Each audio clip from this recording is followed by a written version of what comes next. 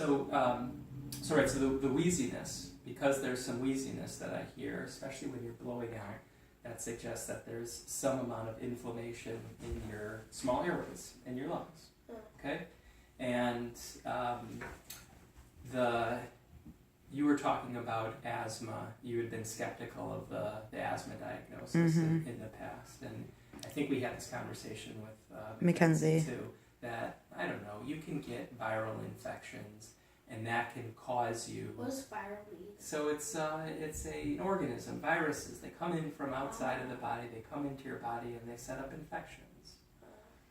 So, alright, you get a viral infection, it causes some amount of inflammation in the small airways, and when people have asthma, what happens on top of that is the muscles that are surrounding the small airways clamp down and close the airways a little bit from the outside.